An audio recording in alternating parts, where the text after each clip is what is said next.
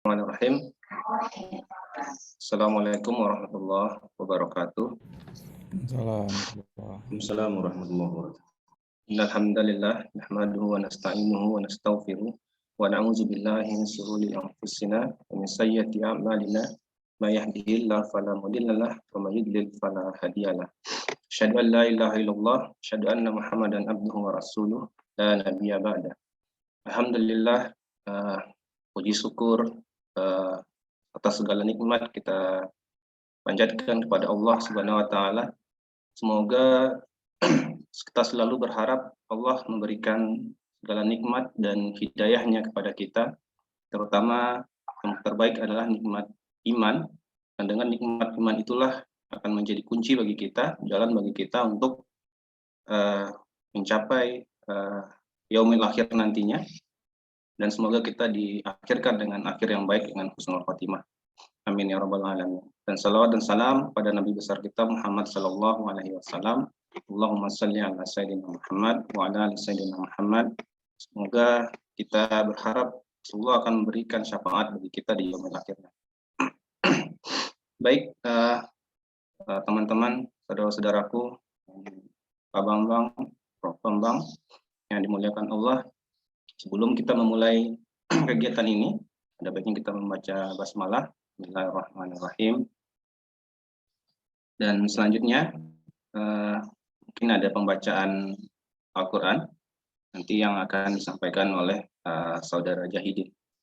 Baik, pada saudara Jahidin, silakan. Bismillahirrahmanirrahim. Assalamualaikum warahmatullahi wabarakatuh. Teman-teman sekalian, marilah kita sama-sama membaca surat As-Saff. Surat As-Saff, surat yang sering kita baca ya, saat kita di Masjid UI atau di kampus kita masing-masing. Surat yang sangat populer bagi para aktivis dakwah. Bagi yang hafal, kita baca bareng-bareng, dan bagi yang masih murojaah, silahkan membuka Al-Quran. A'udzu billahi minasy syaithanir rajim. Bismillahirrahmanirrahim. Sabbaha lillahi ma fis samawati wa ma fil ardi wa huwal azizul hakim. Ya ayyuhalladzina amanu lima taquluna ma la taf'alun. Kabura maqtan 'indallahi an taqulu ma la taf'alun. Innallaha yuhibbul ladzina yuqatiluna fi sabilihi saffan ka'annahum bunyanun marsus. وإذ قال موسى لقومه يا قوم لم تؤذونني وقد تعلمون أني رسول الله إليكم فلما زاغوا أزاغ الله قلوبهم والله لا يهدي القوم الفاسقين. وإذ قال عيسى ابن مريم يا بني إسرائيل إني رسول الله إليكم مصدقا لما بين يدي من التوراة ومبشرا برسول يأتي من بعد اسمه أحمد. فلما جاءهم بالبينات قالوا هذا سحر مبين. ومن أظلم ممن افترى على الله الكذب وهو يدعى إلى الإسلام والله لا يهدي القوم الظالمين. يريدون ليطفئوا نور الله بأفواههم والله متم نوره ولو كره الكافرون. والذي أرسل رسوله بالهدى ودين الحق ليظهره على الدين كله ولو كره المشركون.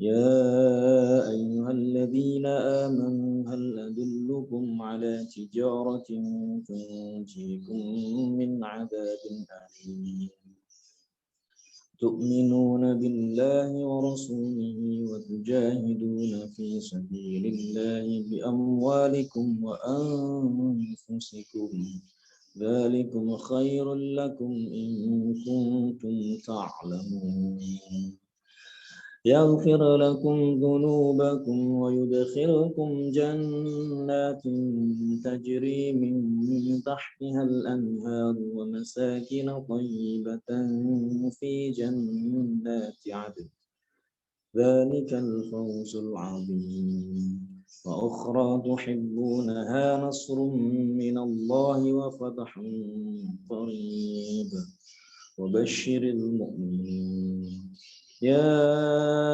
أيها الذين آمنوا كونوا أنصار الله كما قال عيسى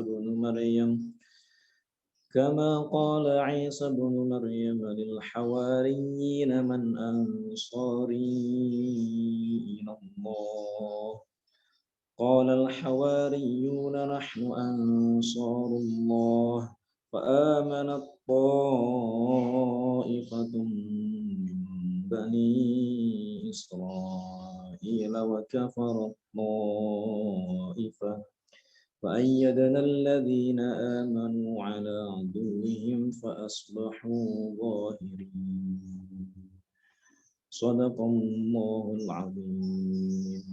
Assalamualaikum warahmatullahi wabarakatuh. Waalaikumsalam warahmatullahi wabarakatuh. Jazakallah khair, Akhi Najai telah membacakan surat As-Saff kepada kita. Surat As-Saff termasuk surat yang cukup berat ya, meminta komitmen kita, apa yang telah kita katakan, kita sampaikan, seharusnya kita perbuat dalam implementasi kehidupan kita sehari-hari.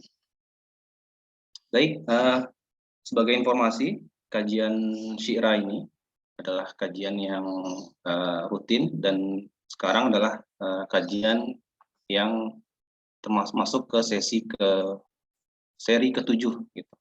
Nah, nanti untuk teman-teman atau yang lain yang belum sempat hadir, ini kajian akan kita rekam dan akan kita upload ke YouTube-nya komunitas Syi'rah. Nanti bisa diakses melalui Instagram-nya komunitas Syi'rah.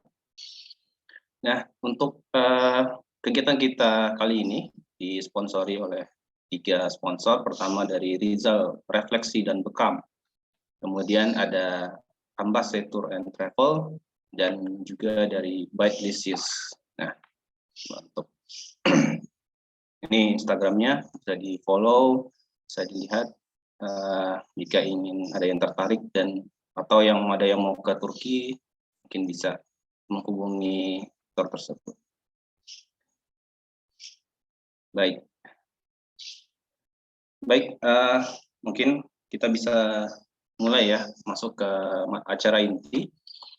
Untuk tema kita hari ini adalah pengaruh lingkungan dan faktor gizi terhadap kejadian stunting. Kenapa kita memilih tema ini? Mungkin akhir-akhir ini isu stunting cukup menjadi perhatian, tidak hanya di kalangan masyarakat, tapi juga kalangan pemerintah, sehingga banyak sekarang di daerah-daerah di push untuk melakukan program-program percepatan dan penurunan stunting seperti itu. Namun juga banyak pertanyaan-pertanyaan yang muncul, apalagi dari ibu-ibu, anak saya sudah makan banyak gitu ya, sudah makan dengan gizi yang seimbang, kemudian juga kecukupan gizinya juga baik gitu, tapi kok masih underweight ya gitu, kok masih bisa dicap stunting ya gitu ya. Nah, apakah memang dari gizi ini gitu, atau dari faktor lain, atau adakah faktor yang mempengaruhinya yang lebih besar ternyata terhadap stunting ini di Indonesia gitu? Karena memang kita tahu stunting ini lebih banyak terjadi di wilayah-wilayah yang dengan income-nya menengah ke bawah, seperti di Asia Tenggara, di Afrika, dibanding dengan negara-negara lain yang dengan pendapatan GDP-nya lebih besar. Nah, ini nanti akan seperti apa? Akan kita bahas lebih lanjut dan lebih dalam oleh materi kita. Di sini sudah hadir Prof. Bambang Wispriyono, EPT PhD. Mungkin bisa ditampilkan CV beliau.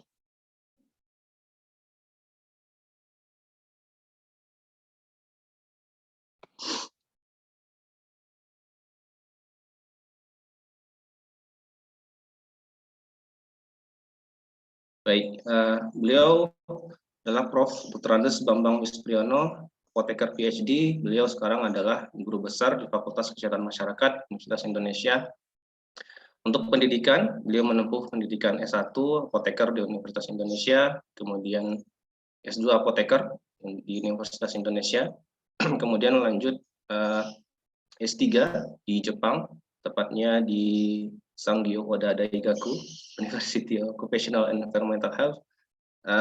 Kemudian experience Prof. Bambang pernah menjabat sebagai Dekan Fakultas Kesehatan Masyarakat UI periode tahun 2008 sampai 2014. Nah, untuk saat ini beliau juga sebagai Dewan Pakar Perhimpunan Profesional Kesehatan Muslim di Indonesia sejak 2001 sampai 2006. Nah, untuk saat ini beliau di FKM juga sebagai Ketua Pusat Kajian Kesehatan Lingkungan dan Industri. Seperti itu. Nah, untuk informasi saja, sebenarnya Prof. Bambang ini adalah pembimbing saya. Ini juga cukup dekat, mungkin sebelum saya pindah ke Padang juga mengabdi dengan beliau gitu ya. Nah, cukup banyak kontribusi Prof. Bambang terhadap juga pada saya gitu. Baik, mungkin kita langsung masuk saja ke materi. Kita persilakan pada Prof. Bambang untuk memaparkan materinya. Silakan, Prof. Terima kasih, Mas Randi, Mas Dr. Randi. Assalamualaikum warahmatullahi wabarakatuh. Waalaikumsalam. Alhamdulillah, ala baina qulubina wa sabbin matiwana. Asyhadu an la ilaha illallah wa la syarikalah wa asyhadu anna Muhammadar rasulullah nabiyya ba'dah. Allahumma shalli wa sallim ala sayyidina Muhammad wa ala alihi wasbihi wa man tabi'ahum bi ihsan ila yaumil ba'd. Ibadillah, saudara-saudara sekalian, alhamdulillah kita bertemu nih walaupun lewat Zoom ya. Sebagian mungkin belum pernah ketemu saya secara langsung ya. Kalau Randi sama Akbar sering ketemu. Karena saya juga kebetulan di PDAM Depok ya dari tahun 2016 ya sampai saat ini sebagai Dewan Pengawas PDAM Air Minum, Perusahaan Daerah Air Minum Kota Depok. Jadi waktu itu Mas Akbar minta saya ngomong mengenai stunting gitu ya, stunting dan gizi. Wah, kalau ngomong ini susah nih karena Randi tahu keilmuan saya, bukan di gizi sebenarnya gitu ya. Tapi ya kebetulan saya backgroundnya satunya juga apoteker ya atau farmasi yang memang saya juga mempelajari sedikit mengenai nutrition ya, mengenai gizi ya. Kemudian juga istri saya juga kebetulan bidangnya teknologi pangan dan gizi ya. Sekarang namanya TEPANG ya, kalau dulu istilahnya Pak TPG ya, TPG. Jadi ya saya dan kebetulan waktu itu terakhir saya sempat dengan sebenarnya ada satu dosen yang di bidang gizi ya, Prof. Ratu Ayu ya dari gizi juga kaitan stunting. Waktu itu kita juga penelitian mengenai kaitan antara stunting dengan aspek lingkungan seperti itu, aspek lingkungan. Nah, kenapa ini menjadi concern? Karena memang ini bisa sharing slide-nya ya Randi ya. Saya bisa sharing slide. Teman panitia mohon dijadikan Pak Bambang host mungkin kali ya. Atau jadikan co-host atau dibuka multiple itunya. Sudah Prof, udah saya buat ya. multiple. Ya, sudah bisa. Oke. Sudah terlihat ya. Ya, jadi kalau kita bicara stunting itu kan ada dua aspek ya. Ini kita cair saja ya. Jadi saya juga sama-sama belajar ya, belajar nanti mungkin dari yang sini, dari yang 20 orang lainnya nih lebih paham mengenai nutrisi, bisa malah nambahin ini gitu ya, nambahin materinya gitu. Jadi kita diskusi dan memang lebih ke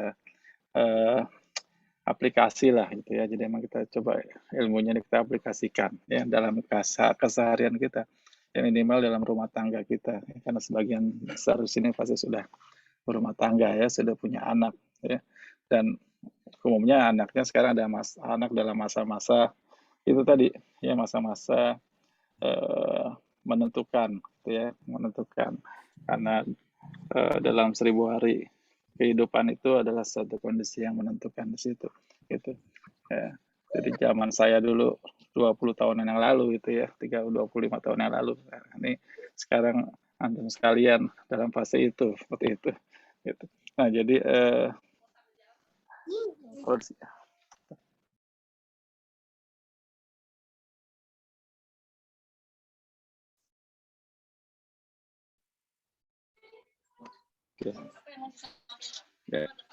ya, jadi sebenarnya ada 2 aspek utama. Jadi ada namanya aspek intrinsik dan aspek ekstrinsik gitu ya. Jadi aspek dalam setiap hal ya, tidak cuma stunting ya, tapi penyakit yang lain juga itu ada 2 aspek itu. Jadi aspek ekstrinsik ya, kita tahu adalah penyakit yang awal atau sesuatu, dalam ini kita bicara stunting adalah sesuatu yang terjadi karena adanya faktor dari luar gitu. Itu kita bicara ekstrinsik.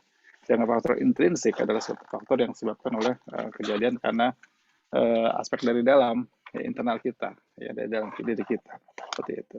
Nah dari situ mungkin sekarang kita lebih bahas ya ke aspek ekstrinsik gitu ya, yaitu dari kecukupan gizi ya, dan juga dari aspek lingkungan gitu ya. Karena kalau kita bicara aspek intrinsik ya, tentunya lebih ke bagaimana ya aspek-aspek yang terkait dengan memang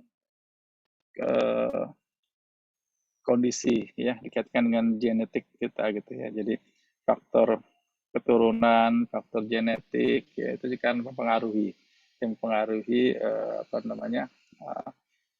kondisi ya, kondisi sehat sakitnya kita gitu ya.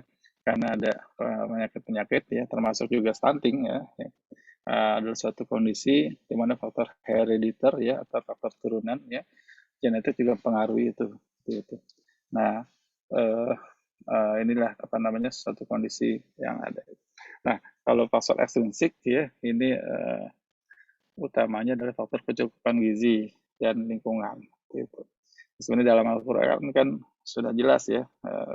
Tadi juga sebenarnya pas tadi saya pagi ini ada acara rutin ya, dan sudah offline, jadi saya tadi acara offline dulu gitu. Kemudian tadi kita bahas mengenai juga aspek fikih tentang fikih, tapi fokusnya tentang makanan gitu ya, tentang makanan. Nah di situ sebenarnya dalam Al-Quran kan sudah jelas gitu ya, dalam surat Al-Baqarah ya, ayatnya saya lupa kan itu ya, yang menyatakan kaitan dengan sesuatu yang berlaku tidak hanya pada orang beriman, pada manusia secara umum kan gitu ya. Karena kalimatnya kan ya ayyuhan nas ya Yonas kulu mimma razaqnakum halalan thayyibah gitu ya. Jadi suatu perintah ya kepada seluruh manusia, nggak cuma orang beriman gitu ya, yaitu tentang kewajiban ya kita untuk mengkonsumsi makanan kaitan dengan halal dan thayyib ya, halal dan baik gitu kan.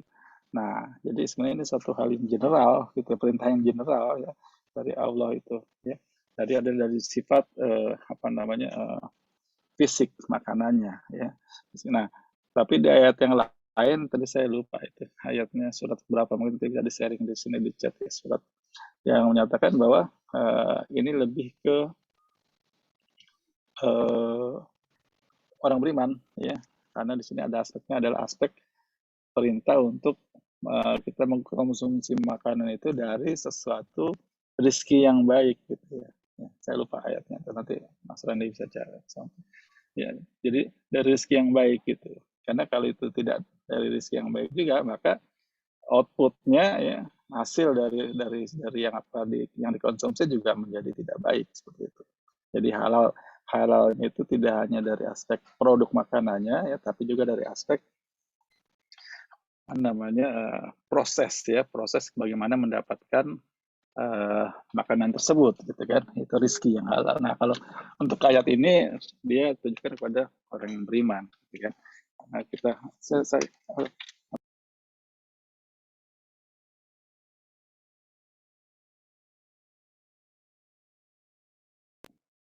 maaf ini saya sambil siap-siap jalan karena saya mau ada acara juga lagi, jadi saya sambil jalan, nggak apa-apa, sana saya di mobil ya.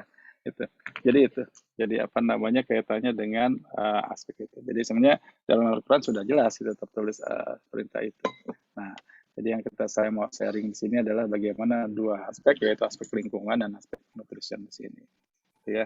Dan Indonesia ini kaitan dengan stunting ya, bicara stunting itu suatu kondisi yang masih cukup tinggi ya, cukup tinggi. Atau Depok itu mungkin masih 20%-an ya, 20%-an gitu kan. Kalau di Indonesia mungkin sekitar 25% ya, 25%-an. Nah, itu kondisi ya. Apalagi kalau kita mengacu pada standar WHO gitu ya, itu akan menjadi tinggi sekali gitu ya, standar stunting acuan WHO itu. Nah, kalau kita bicara kaitannya dengan nutrisi yang diperlukan ya, maka sebenarnya banyak hal yang kita bisa lihat ya, bagaimana kebutuhan yang ada itu bisa memberikan ya suatu kontribusi yang terhadap tumbuh kembang anak ya, dan juga proteksi terhadap suatu kondisi penyakit. Jadi sebenarnya antara nutrisi, kemudian stunting, kemudian dengan kejadian penyakit lain yang ditimbulkan itu saling berinteraksi, gitu ya. Suatu kondisi yang tidak sehat pada anak-anak itu akan mempengaruhi gizi masalah anak-anak itu, gitu ya. Tetapi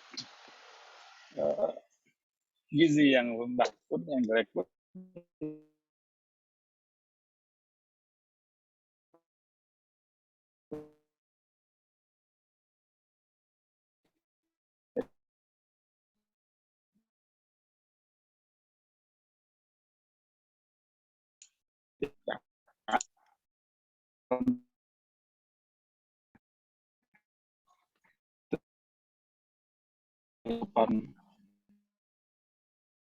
Suaranya putus-putus Pak Bro.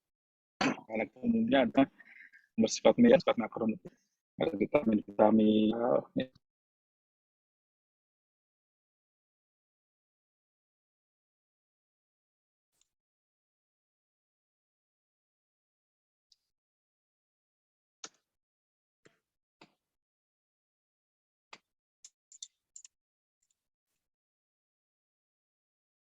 Oh, Prof. Bambangnya ini ya. Maaf tadi saya ya sinyal kali Prof. sudah tersambung ya. Ya hilang share screen-nya Prof.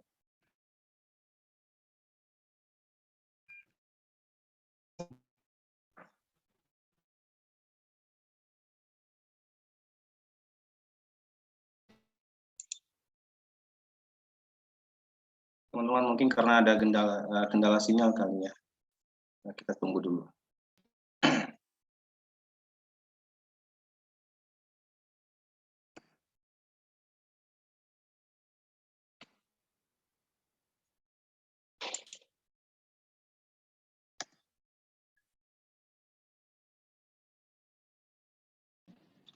Maaf, saya lupa mindahin wifi-nya karena tadi wifi rumah, sekarang lagi di mobil pakai wifi tethering ya. Mohon maaf, saya lupa tadi memindahkan dulu. Ya, sekarang sudah normal ya suaranya ya. Udah Bro. Jadi kembali ke sini ya, bahwa aspek nutrien itu menjadi penting ya, baik yang namanya mikronutrien maupun makronutrien. Nah, mikronutrien bisa vitamin, mineral ya, asupan mineral, kemudian protein ya, lemak, karbohidrat, dan juga suplai air ya, jumlah kebutuhan air tersebut. Nah, nanti kalau kita bicara mikronutrien itu adalah vitamin-vitamin ya, dan mineral ya, serta sebagian protein. Kemudian kalau bicara makronutrien lebih ke protein secara umum, karbohidrat, lemak, serta asam amino atau asam lemak ini ya, seperti itu. Nah, ini kira-kira fungsinya ya, jadi setiap mikronutrien ya, khusus maupun makronutrien punya fungsi peranan masing-masing dalam proses-proses metabolisme, dalam proses ketahanan daya tahan tubuh, dalam proses-proses mengikat racun-racun yang masuk dari luar itu dan sebagainya, sehingga tubuh kita menjadi lebih tahan ya terhadap kondisi luar ini. Nah, kalau lihat perkembangan pangan konsumsi kita ya, ini kalau kita lihat ya, masyarakat kita masih banyak konsumsi mengacu pada aspek yang ini tadi, karbohidrat ya, kemudian terkait dengan sayur-sayuran ya, tetapi kalau terkait dengan aspek hewani ya, kemudian protein ya, protein hewani ini masih relatif rendah seperti itu. Ya, jadi, nah kalau kita bicara kaitan dengan kondisi gizi anak-anak itu kan ada tiga. Yang pertama adalah stunting itu sendiri ya. Kalau stunting, kita bicara stunting lebih kaitan dengan tinggi badan ya, dikaitkan dengan beratnya ya, jadi kalau tinggi badan tidak melebihi dari sekian senti maka dia masuk kategori stunting ya. Jadi patokannya biasa 150-an senti kalau udah ada bahasa nanti itu ya. Jadi itu kan. Yang kedua adalah kondisi wasting gitu, atau kurus ya. Kurus ini kaitannya dengan proporsi antara berat badan dan tinggi badan. Jadi tingginya lebih dominan daripada berat yang ada. Jadi masuk kategori kurus gitu ya. Nah, kemudian dari kita bicara berat badan rendah ya. Berat badan rendah atau ini kita sebut dengan kondisi di mana dia berat badan itu tidak masuk dalam kurva kondisi berat badan normal di situ. Jadi dia belum tentu stunting, tapi dia sudah masuk kondisi risiko ya, karena berat badannya tidak sesuai dengan kondisi normal. Nah, tiga hal semua itu akan pengaruhi kondisi tumbuh kembang anak ya, yang ada. Ya. Nah ini dan secara umum ya itu proporsi kejadian stunting itu di dunia ini masih cukup tinggi ya. Dan apalagi di Indonesia ya. Jadi di Indonesia itu sekitar 25%-an ya. Di dunia itu sekitar 20%-an ya. Kemudian underweight ya, berat badan rendah itu ya, itu sekitar 15-20% gitu, ya. Dan kemudian terkait dengan waste ya, itu sekitar 7-10%. Ya. Nah ini jadi definisinya ya, kondisi yang tumbuh kembang yang terganggu ya atau gagal pada periode 1000 hari kehidupan ya. Ya. Nah, ini kondisi yang ada ya. Jawa Barat termasuk tinggi ini yang ada nih. Depok juga masih termasuk tinggi ya kondisi di sini. Ya. Nah, sebarannya ya, ciri-cirinya ya, ciri-ciri yang ada biasanya usia-usia pada anak yang terkena stunting ya, jadi pertumbuhannya lambat ya, kemudian ada pertumbuhan gizi yang lambat ya, kemudian daya memori ya, atau istilahnya akan lebih lambat ya, aspek memorinya itu ya. Jadi kognitifnya akan terhambat juga di situ. Nah, ada aspek jangka pendek, ada aspek jangka panjang ya. Jangka pendek itu aspek kecerdasan ya, pertumbuhan fisik ya, kemudian kerentanan terhadap penyakit itu juga kan. Kemudian ujungnya adalah kemudian kondisi yang ada ya, IQ anak ya, kemudian imunitas yang terganggu ya, yang rentan ya, kemudian timbul risiko penyakit yang ada. Nah, ini ya, jadi sebenarnya aspek nutrisi juga tidak sendiri, tapi juga ada aspek yang lain, jadi aspek finansial, ya, sosio, demografi dan sebagainya, ya, yang akan pengaruhi itu, ya, gitu. Jadi kalau sekarang mungkin orang tua sudah mulai berpikir anak menjadi prioritas, ya. Kalau zaman dulu kan kan diprestasikan kan suami kan, karena suami yang mencari makan, mencari nafkah. Jadi kalau istrinya masak, maka yang pertama kali yang diberikan yang terbaik adalah makanan untuk suaminya, anak yang nomor dua, gitu kan.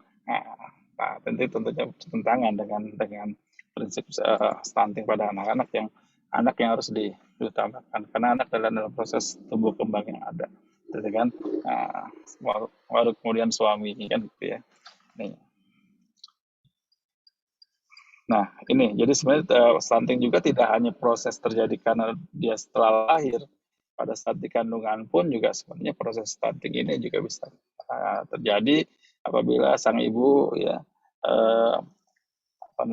mengalami kondisi-kondisi yang kaitannya dengan kurangnya asupan gizi ya yang masuk ke janin sang bayi ya, atau adanya ekspos pajanan dari lingkungan nanti ya kepada ibu yang sedang hamil ya, itu juga akan pengaruhi ya, contoh perilaku merokok ya pada pria yang ada di rumah yang sudah ibu hamil juga akan pengaruhi. Jadi ada penelitian S3 waktu itu di FKM UI, saya pengujinya mengukur konsentrasi nikotin ya pada plasenta bayi ya dikaitkan dengan berat badan lahir rendah itu ya, itu signifikan. Gitu. Nah, ini aspek-aspek penyebabnya ya yang terkait dengan gizi, kondisi yang ada. Saya mungkin kalau terkait lingkungan ya, walaupun masih sumir ya hubungan yang signifikannya, tapi memang sudah ada tendensi ke arah sana kaitan dengan kejadian stunting dan lingkungan, khususnya terkait dengan sanitasi. Ya. Jadi suplai air bersih yang ada ya. Nah, di sini juga menjadi satu target SDG ya. Jadi bahwa suplai air bersih atau sanitasi yang kaitan dengan lingkungan rumah, ya kondisi kebersihan rumah, kemudian perilaku PHBS ya, perilaku hidup bersih sehat gitu. Itu juga akan mempengaruhi kondisi itu. Kenapa? Karena ada potensi adanya bahan-bahan kimia dan mikrobiologi yang kemudian terpajan kepada anak-anak gitu. Ya. Jadi lebih ke istilahnya WAS ya, water sanitation hygiene ya. Jadi ini aspek di rumah ya. Salah satunya adalah tadi ODF gitu ya. Jadi di Depok ini ya termasuk belum tercapai target ya kaitan dengan ODF ya itu. Nah, itu ya, kemudian ada lain ya. Jadi ini alurnya ya, jadi nggak usah saya jelaskan ya karena ini lebih ke sharing ini aja lah. Kemudian juga pada saat kondisi-kondisi kedaruratan ya, itu juga kemudian akan mempengaruhi juga ya. Pada kondisi normal ya mungkin kita tidak masalah, tapi pada saat kondisi kedaruratan dalam kejadian bencana, bencana banjir, bencana tanah longsor, bencana gempa bumi, bencana gunung Merapi, itu kan banyak ya masyarakat yang kemudian mengungsi di kamp pengungsian. Nah, standar gizinya juga harus diperhatikan ya, ada standar gizi untuk kondisi kedaruratan gitu. Nah, itu juga menjadi syarat. Apalagi di situ banyak anak-anak yang masa-masa usia mungkin masih dalam 1000 hari kehidupan itu. Ya, jadi termasuk pandemi COVID ini, karena pandemi COVID sudah masuk dalam kondisi bencana ya, bencana pandemi, maka aspek stunting juga menjadi aspek yang penting gitu kan, karena banyak masyarakat yang ekonominya kemudian terganggu, ya kebutuhan gizi untuk keluarganya terganggu, maka supply yang diberikan harusnya pada keluarga tersebut harus terjamin oleh negara gitu ya. Jadi bansos itu bukan bansos hanya sekedar karbohidrat dan ini, tapi juga harus lebih spesifik, lebih tajam mendeteksi kebutuhan pada anak-anak, mestinya gitu ya secara teori gitu ya gitu. Tapi kan itu tergantung pada kemampuan negara untuk memenuhi kebutuhan rakyatnya itu. Ya. Nah ini jadi kemudian perubahan global ya, aspek perubahan iklim sebagainya juga akan mempengaruhi. Ya, jadi ada namanya istilahnya food security ya. Jadi kalau kita bicara jenis bahan kimia atau bahan-bahan yang terkandung dalam nutrisi makanan itu kita sebut dengan food safety. Tapi kalau kita bicara kebutuhan yang menjamin tercukupi atau tidak tercukupi, itu kita masuk ke yang disebut dengan food security. Ya. Nah, belum lagi polusi udara. Ya. Jadi kita juga kemarin meneliti tentang udara, kaitannya ya, jika ada risikonya, ya, kemudian air, ya, dan pasti dari sumber makanan. Ya, sumber makanan. Nah, itulah sebagai pemicu diskusi, nanti kemudian kita lebih kembangkan dari sini kira-kira. Ya. Silakan, saya kembalikan kepada Mas Randi. Baik, baik, alhamdulillah. Terima kasih Prof. Bambang sudah memaparkan teori tentang bagaimana suatu kejadian stunting itu ternyata sangat kompleks ya, tidak berasal dari satu kausal tertentu. Ternyata banyak jaring-jaringan, kemudian banyak root causes yang ternyata berhubungan dengan stunting, termasuk di situ faktor genetik, kemudian faktor gizi, dan perilaku dari keluarga itu sendiri gitu ya. Dan juga ada faktor lingkungan di situ, di mana seperti sanitasi, kondisi air bersih gitu, ternyata berpengaruh baik secara langsung maupun tidak langsung terhadap kejadian stunting. Nah, baik, mungkin dari pemaparan Prof. Bambang tadi, apakah ada yang ingin bertanya atau ingin berdiskusi ataupun ingin memberikan pengalaman seperti itu? Dipersilakan kepada teman-teman dan peserta. Anda mau tanya bisa? Ya, silakan. Yoga. Oke. Assalamualaikum warahmatullahi wabarakatuh. Waalaikumsalam. Ini Anda mau nanya. Ini mungkin ini ya lebih ke kondisi anak Anda. Jadi Anda bingung mau nanya apa baiknya tanya ke DSA atau ke sini. Tapi karena sudah lagi bahas soal stunting, soal gizi, mungkin Anda mau nanya soal kondisi yang dialami anak Anda. Jadi anak-anak ini konteksnya saya lagi di lanjut studi di Australia. Nah, anak-anak masih bayi, Anda bawa di umur 4 bulan, ya, di umur 4 bulan.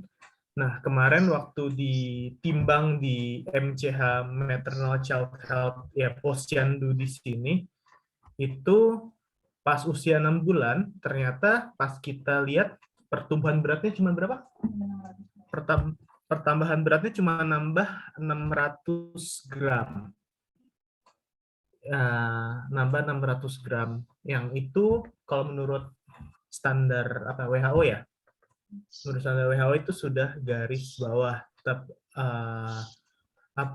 Padahal kondisinya dia ASI eksklusif, dan apalagi pas di sini ASI terus. Tapi waktu itu pas diukur pakai kurva di sini, pas diukur pakai kurva di Australia, itu pertambahan beratnya masih yang di normal, tapi normal bawah. Tapi kalau dilihat pakai standar WHO itu sudah di garis apa namanya? Masih normal tapi sudah di garis bawah banget. Itu apa karena faktor di sini lagi musim dingin berpengaruh apa gimana, Prof? Apakah masih aman apa gimana? Soalnya kondisinya untuk ASI aman dan minum terus gitu. Oke, Gitu. silakan Bro. Baik, terima kasih Yoga. Ya, terima kasih Andi. Ya, Prof, silakan Prof. Ya, oke. Terima kasih Mas Bram. Lagi di Australia ini ya. Ayo saya lanjut ya. Oke. Iya.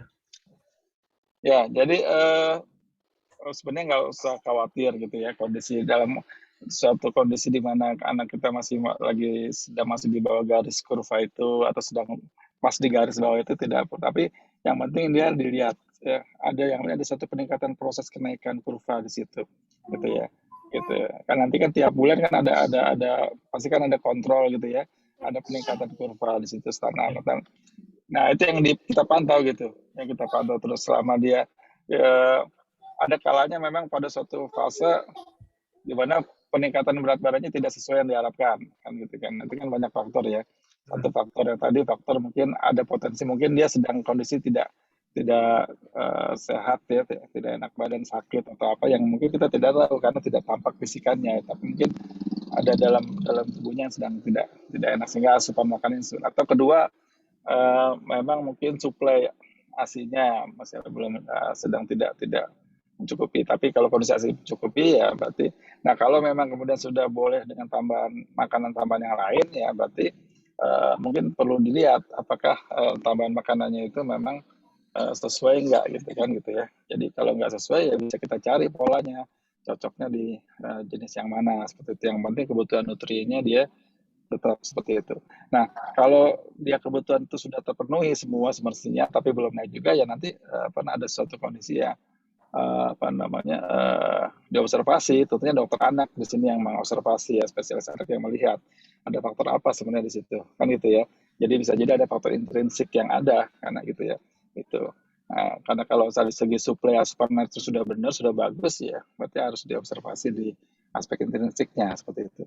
Ya, nah, sampai faktor lingkungan, tapi saya yakin kondisi lingkungan ada baik ya, jadi nggak masalah. Jadi, tapi ini tetap kita lihat, dengan dia kita kontrol setiap bulan ke dokter itu, maka kita akan bisa terus lihat.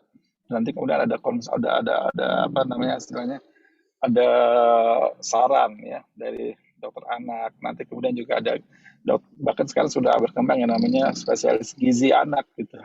Ya, gizi anak seperti itu. Nah itu nanti fokus ke sana kan. Nanti kan itu ada observasi ke sana ya itu. Nah, suatu hal biasa pada saat itu. Dan bahkan nanti pada saat mungkin nanti umurnya udah hampir setahun itu akan melambat itu pertumbuhannya itu melambat itu. Tapi kita selama dia tidak turun, kurvanya naik terus, insya Allah sih bisa di aman gitu ya. Gitu. Kalau Itu Pak Bram. Dari kurvanya sebenarnya agak turun sedikit, tapi mungkin yang perlu jadi catatan, saya sama istri dan anak pas baru nyampe ke sini tertular COVID. Habis itu, ya, bisa.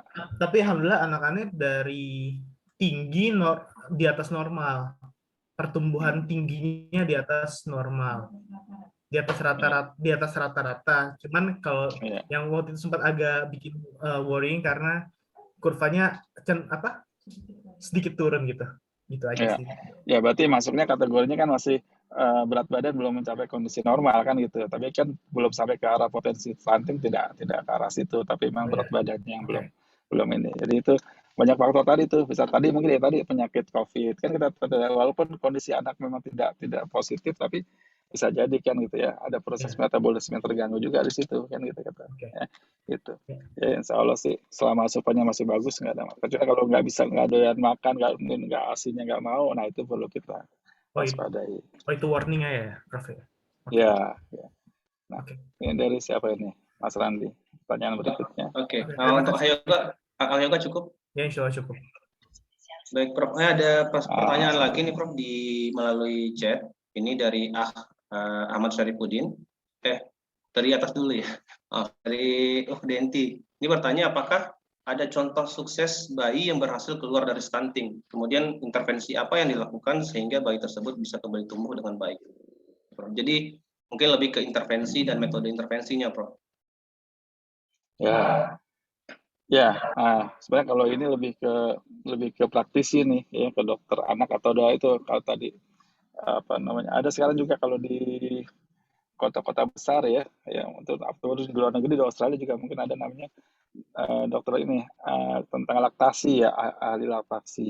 Nah itu juga bisa konsultasi dengan di dokter tersebut ya, kaitannya dengan misalnya bagaimana asupan gizinya yang kaitannya dengan fase bayi eksklusif ya, itu bisa dikonsultasikan ke sana gitu. Jadi contoh sukses ya kalau tadi praktisi yang lebih tahu seperti itu ya terkait dengan ini. Tapi selama kita intinya gini, selama kita bisa tahu tadi yang Pak Bram tadi bisa mendeteksi dengan dini kondisi anak itu seperti apa, kita harus segera konsultasikan gitu. Sehingga minta saran dari ahlinya ya, apa yang langkah-langkah harus dilakukan seperti itu ya kan.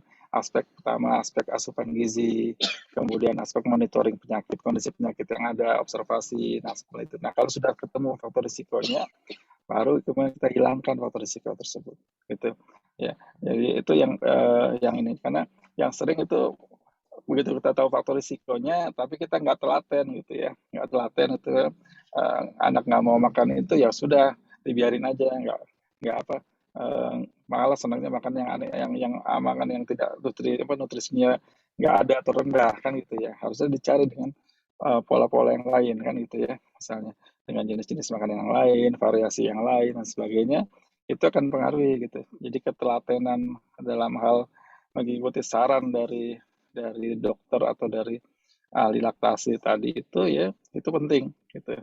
Jadi kemudian juga dari sisi pasangan ya suami juga perlu itu membantu ya untuk makan karena ibu itu kan suka capek gitu ya anak udah dibikinin makan dia apa tapi nggak mau makan ya apa tuh nah itulah perlunya peran dari pasangannya itu gitu ya.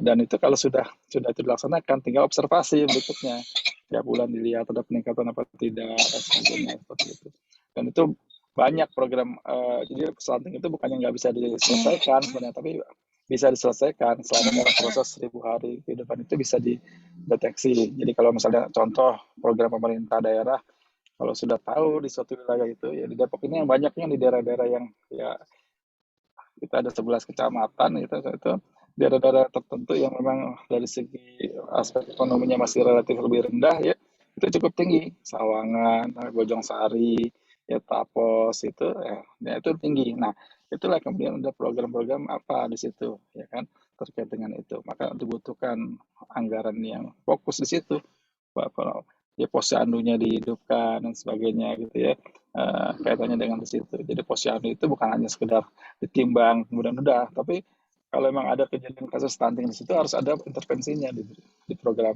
makanan tambahan kan gitu ya. Dulu kan ada program-program PMT dan sebagainya ya itu pasti butuh dana. Nah, kalau memang pemerintah daerah tidak bisa, maka peran serta masyarakat di sini kan gitu ya yang bisa lakukan gitu. Jadi kayak misalnya di PDAM Depok misalnya di Akbar itu bisa diambil tuh alokasi CSR-nya untuk suatu daerah yang stuntingnya masih tinggi di situ gitu ya. Jadi dengan demikian akan kembali normal polanya itu. Gitu. Itu dari siapa nih? Denti ya. Baik, Prof. Kemudian ada pertanyaan juga dari Ahmad Syarifuddin. Ini beliau termasuk petugas di puskesmas, Prof. Kemudian menanyakan ketika ada kasus stunting, kemudian apakah indikator sanitasi yang perlu diantisipasi atau dicek dalam pencegahan stunting ini, Prof? Ya tentunya yang pertama adalah asupan ya. Itu kan pengaruhnya sangat kuat. Jadi kalau misalnya kita bicara asupan yang utama adalah air ya, maka air minum aman itu menjadi penting gitu ya. Nah, Randi kan juga bantu masalah air minum aman itu. Nah, air minum aman itu berarti kita mengacu pada standar Permenkes gitu ya. Gitu. Jadi makanya di sini peranan kalau airnya masyarakatnya air minum kan berbagai banyak sumber ya. Kalau sumbernya air perpipaan, bicara di dalamnya adalah air PDAM, maka tanggung jawabnya Akbar itu ya menghasilkan air yang aman diminum gitu. Konsentrasinya nggak boleh melebihi dari Permenkes. Kalau lebih saya jewer itu Akbarnya gitu kan. Kenapa? Karena dalam kandungan yang melebihi itu adalah berisiko, khususnya beberapa logam. Nah, ini kan toksikologi juga. PB ya, logam timbal ya, kemudian juga kemungkinan merkuri, itu punya potensi akan pengaruhi stunting dengan cara baik langsung maupun tidak langsung gitu ya, dengan mengurangi nafsu makan dan sebagainya. Maka kadar itu menjadi concern kan gitu ya. Kemudian mikrobiologinya, E. coli misalnya, ada coliform itu juga kan gitu ya. Nah monitoring itu perlu dilakukan. Nah yang masalahnya kan sekarang masih banyak 80% yang masyarakat masih menggunakan air non perpipaan, air sumur ya, air tanah. Tugas dari puskesmas adalah melakukan monitoring itu. Kalau memang kondisi air minumnya nggak bagus, maka harus ada rekomendasi bagaimana masyarakat dianjurkan untuk didorong mensuplai air minum yang aman.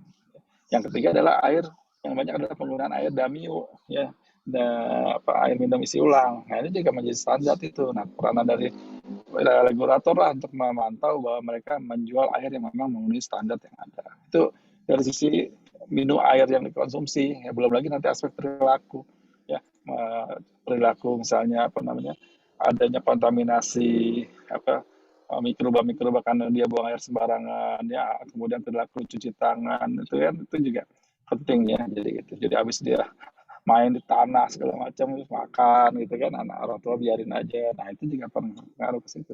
Nah, jadi apa namanya, peranan dari regulator ya pemerintah dalamnya menjadi penting.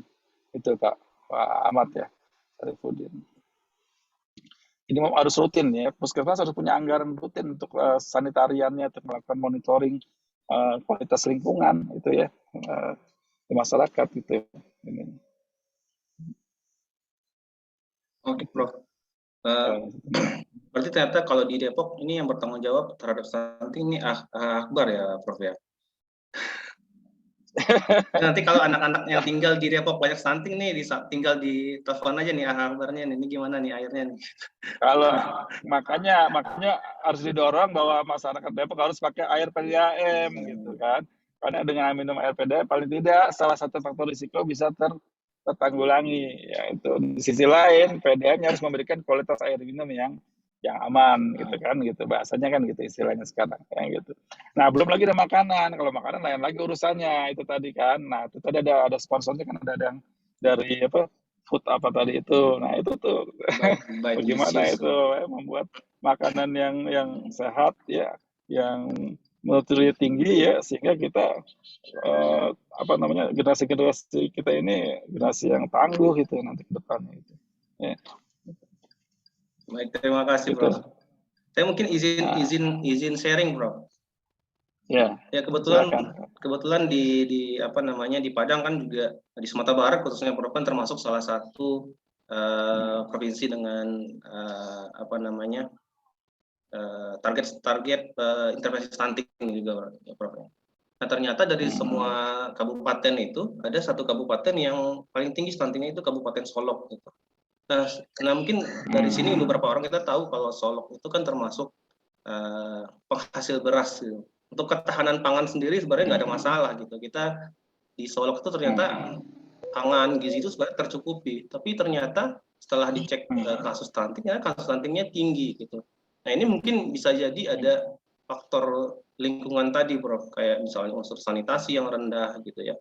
Karena mungkin dari sanitasi yang rendah itu bisa, mungkin dari saya dulu juga waktu ikut riset sama Prof Bambang terkait dengan stunting dan lingkungan, menemukan memang ada beberapa penelitian tuh menyebutkan karena dengan sanitasi yang rendah itu tuh seperti mikroba atau bakteri patogen itu ternyata bisa menghambat absorpsi nutrisi ke dalam tubuh gitu. Meskipun nutrisinya baik, asupannya baik, tapi ternyata ketika jumlah bakterialnya itu di dalam usus sangat tinggi gitu ya, menghambat ternyata asupan gizi ke dalam tubuh. Jadi tidak ada gunanya asupan gizi yang tinggi gitu. Ya, tapi jangan lupa tadi walaupun produksi beras tapi kan karbohidrat kan bukan satu-satunya untuk kebutuhan dari suplai nutrisi kan gitu. Ya bisa jadi tadi kebutuhan proteinnya sangat rendah gitu kan. Ya kan? Mungkin ke asupan proteinnya ya gitu. Mungkin rendah di situ. Nah, itu yang menjadi concern itu. Jadi karbohidrat saja tidak menjadi ini kan gitu ya. Karena kita itu kan gitu kan, perilaku minum susu saja ya kalau sudah nanti dia tidak minum ASI itu kan nggak biasa di kita.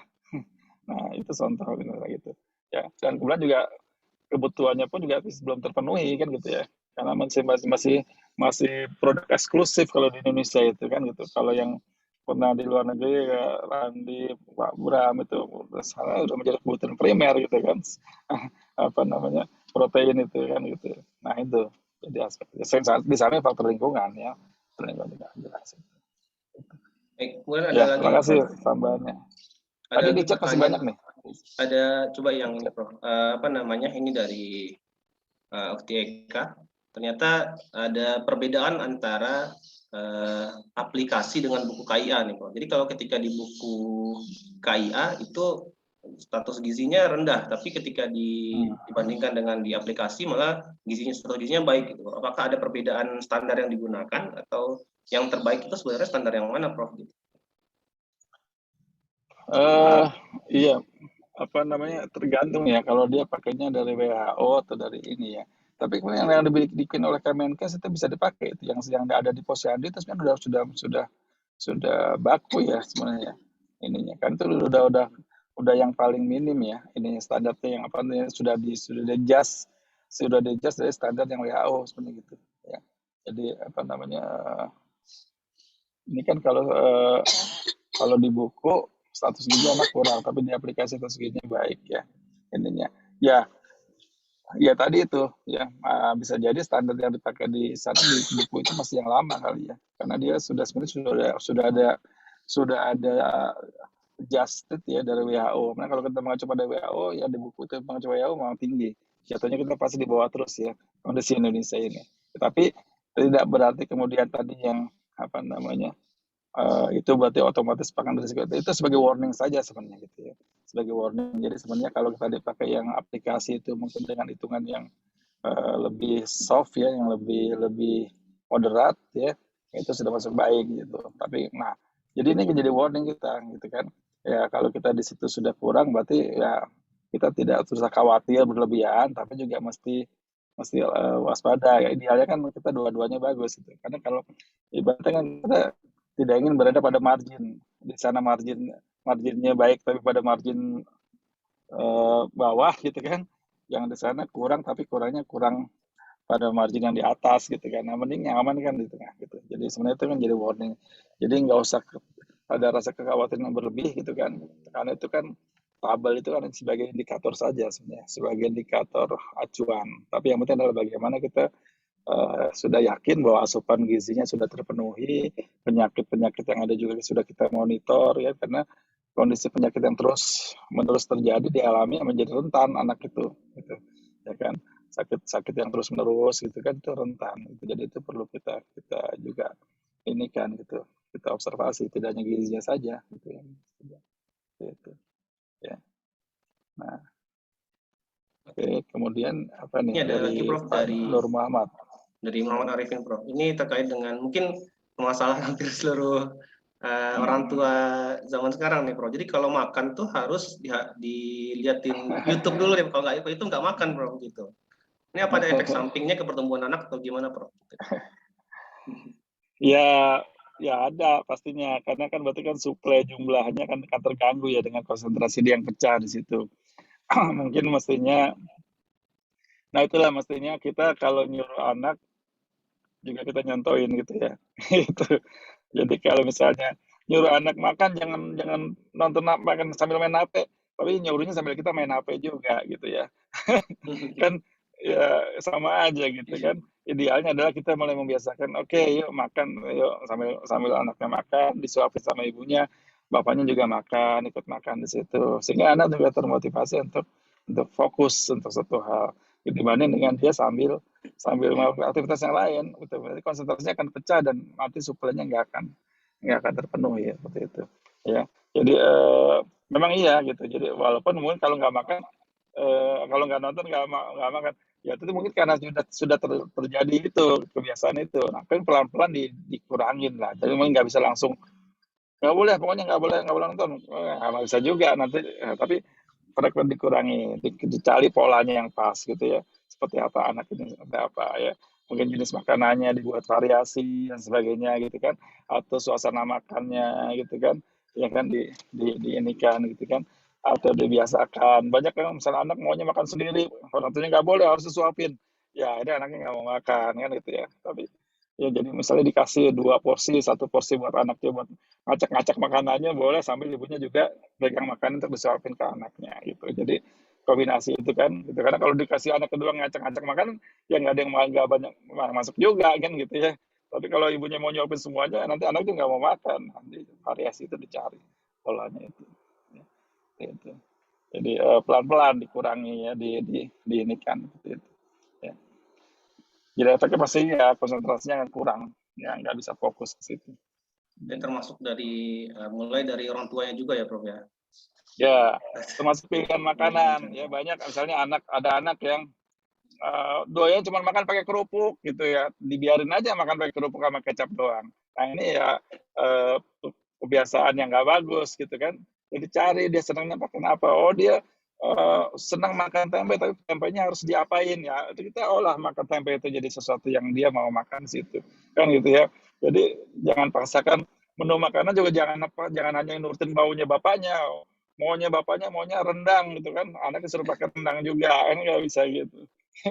Jadi sama gitu, anak saya juga dulu kan, Randi tahu si Jafar gitu kan, sampai dia sebelum dewasa tuh senangnya makan hanya pakai tempe gitu kan, nggak mau makan daging kan, cari polanya, cobain dulu pakai mode sate di apa kan gitu ya, lama-lama dia suka gitu kan. Jadi emang mesti butuh ketelitian, ketelatenan di situ ya. Tapi ya Ya, ini ada kalau apa namanya? Ada pengalaman lucu juga, Bro. Jadi saya punya ponakan juga, pola makannya itu kalau makan untuk kecil dia itu sukanya makan nasinya pakai permen relaksa, Bro. Kalau nggak pakai dia nggak mau makan. pakai permen relaksa. Jadi mau nggak mau harus dikasih juga biar dia mau makan gitu, Bro.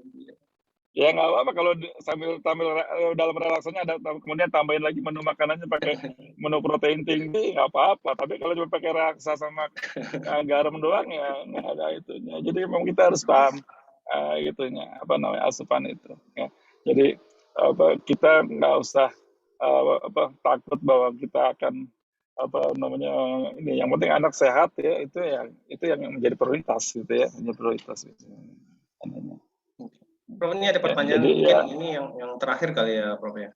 Ini terkait dengan parameter stunting kan biasanya tinggi badan. Kemudian apakah dengan lingkar kepala itu apa ada kaitannya gitu? Ada ya, jadi sudah mulai ada lingkar kepala, lingkar lengan atas ya, di bagian sini juga di sebagai indikator itu, sebagai indikator apa namanya apakah itu anak sudah masuk potensi kurus ya, kemudian ada ke arah stunting udah mulai dikembangkan ke sana. Jadi nanti indikatornya tidak hanya tinggi badan nanti, tapi menjadi acuan lingkar kepala dan lingkar lengan. Ya, lingkar lengan itu menjadi indikator dari kondisi status gizi anak. Jadi tidak hanya stunting, tapi itu menjadi indikator untuk kondisi status gizi anak. Ya, status gizi buruk ya. Itu masuk ke situ nanti ke depannya gitu ya. Ya, walaupun sebenarnya status gizi ini ya di anak-anak nggak cuma masalah, sekarang sudah mulai masalah gizi tidak hanya aspek gizi buruk atau gizi kurang, tapi gizi berlebih juga menjadi concern sekarang. Banyak anak-anak yang karena pola makannya justru tidak normal ya, berlebih. Nah itu menjadi gizi berlebih ini kan jadi masalah juga, overweight itu juga masalah. Tapi kalau di Indonesia ya masalah gizi buruk masih lebih dominan di sini berarti. Ada Bu Eliza sudah dikembangkan ke arah sana, di Posyandu sudah ya. Jadi namanya ibu-ibu ini banyak harus rajin ke Posyandu, bahkan jadi kader Posyandu mestinya yang sudah di Indonesia gitu. Kalau di luar negeri biasanya nanti pengalaman itu kan saling sharing di antara ibu-ibu itu menjadi penting ya. Nah, di samping juga dari pemerintah ada rutin memantau. Nah itulah kelebihannya. Nah tadi mestinya di sini peranan dari pemerintah daerah ya untuk aspek bidang gizi ya, monitoring itu penting. Ya di sana kan begitu seorang ibu hamil saja sudah observasi, dia mati, dipantau tiap berapa bulan sekali datang dilihat kondisinya. Setelah lahir dipantau lagi, terus begitu. Ya. Nah program ini yang memang belum berkembang ya, belum ada di Indonesia. Iya, Bro. Ya mungkin memang tadi terkait dengan perbedaan kita nasional dengan luar negeri memang cukup berbeda ya, Prof ya.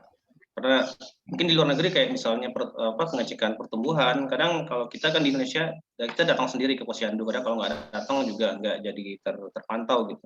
Nah misal contoh untuk pengalaman di Jepang juga kita telat sedikit aja disamperin ke rumah Bro gitu sama petugasnya. Oke, mungkin ada lagi yang ingin didiskusikan atau ingin sharing pengalaman.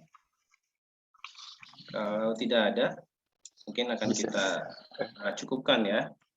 Tapi sebelumnya untuk kajian kita hari ini kita sebenarnya ada door prize dari panitia. Ini dilihat dari keaktifan bertanya gitu. Nah ternyata di sini pemenang door prize itu ada 4 orang. Pertama Ahmad Syarifuddin, kemudian Eka Zania, kemudian yang ketiga Nur Muhammad Arifin, dan yang keempat Eliza Fardina. Nah untuk nama-nama tersebut segera DM ke Instagram Syira. Itu pesan dari panitia. Baik, mungkin untuk sebelum kita akhirkan dari panitia ada yang ingin disampaikan. Tidak ada? Oke, baik. Jazakallah khairan khair untuk Prof Bambang sudah memaparkan materi terkait dengan stunting. Mungkin sedikit review bahwa stunting adalah masih menjadi permasalahan yang cukup penting di Indonesia, yang dimana stunting ini tidak hanya disebabkan oleh faktor gizi, tapi juga dari faktor perilaku, kemudian ada unsur genetik di situ, dan juga faktor-faktor lingkungan yang berpengaruh secara tidak langsung terhadap penurunan stunting. Baik, demikian yang bisa kita sampaikan dan kita lakukan untuk hari ini. Terima kasih banyak untuk teman-teman, saudara-saudara yang sudah menyempatkan hadir pada kajian kita hari ini. Mungkin nanti kita bisa ketemu pada kesempatan kajian berikutnya. Demikian dari saya, wabillahi taufiq wal hidayah. Mohon maaf. Sebelumnya kita tutup dengan doa kafaratul majelis. Subhanakallahumma wa bihamdika asyhadu an la ilaha illa anta astaghfiruka wa atubu ilaik. Assalamualaikum warahmatullahi wabarakatuh.